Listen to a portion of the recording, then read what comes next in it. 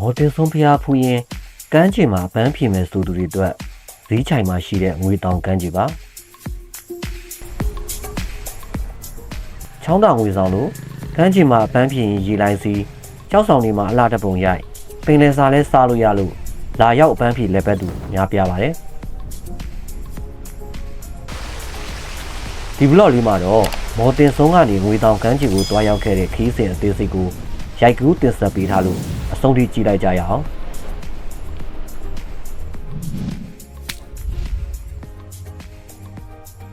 မော်တင်ဆုံးကနေညနေ3 နာရီခွဲလောက်မှာစထွက်ခဲ့ပါတယ်ငွေတောင်ကမ်းခြေနဲ့မော်တင်ဆုံးက9 မိုင်ခွဲခန့်ဝေးပြီး3 မိနစ်ဆိုရင်နိုင်ဝက်ကျော်သွားရပါတယ်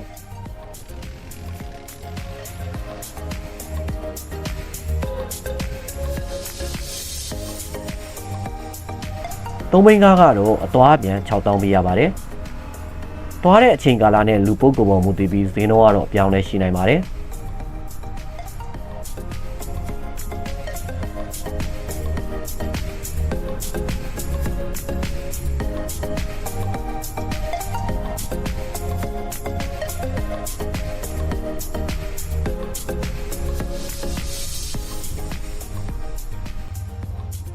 ဘယ်သွားနေရလဲ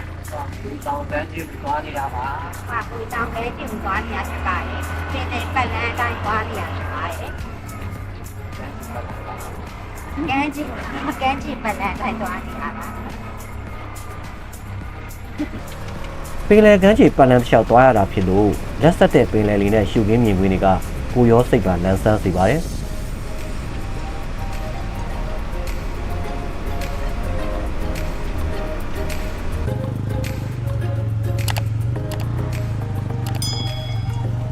ဒါကတော့ငွေတောင်ကမ်းခြေကနေပြန်လာတဲ့သူတွေဖြစ်ပါတယ်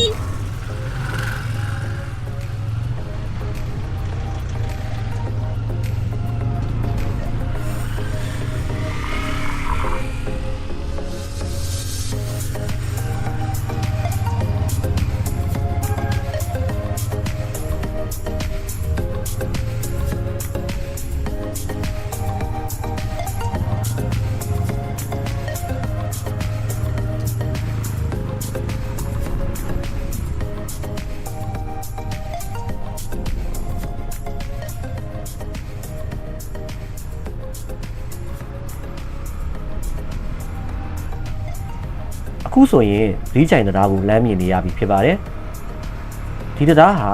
ပသိမ်မော်တင်ကားလမ်းနဲ့ဈေးချိုင်ကျွေးရကိုဆက်သွယ်တဲ့လမ်းပေါ်မှာရှိတဲ့ဈေးချိုင်ရွာအဝင်တရားဖြစ်ပါတယ်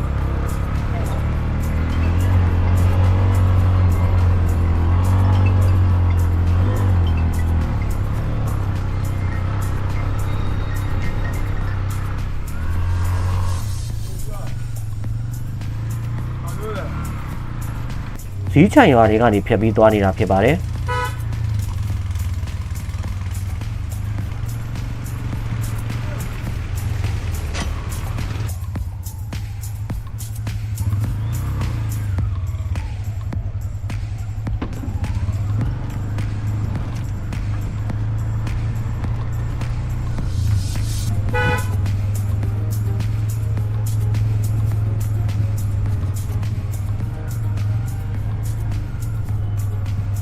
အခုဆိုရင်တော့ငွေတောင်ကမ်းခြေကိုလမ်းမြင်နေရပါပြီ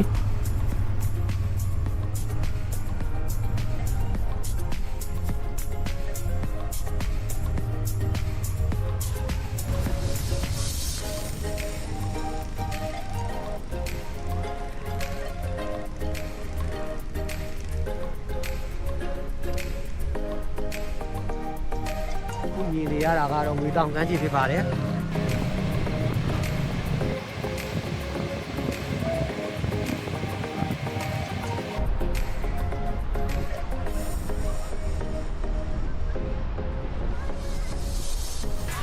ကမ်းခြေမှာပန်းပြင်းရင်ရေလိုင်းစီးနေတဲ့သူတွေအလားတပုံရိုက်နေတဲ့သူတွေနဲ့စီကားလို့နေပါတယ်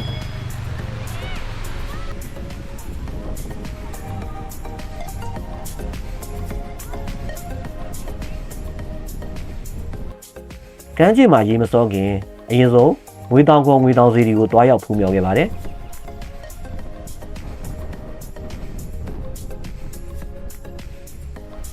ဇီဒီဘော်ကနေပင်လယ်ပြင်ကျယ်ကြီးကိုမြင်နေရတဲ့ရှုခင်းကလည်း စိတ်ကျေနပ်စရာပါပဲ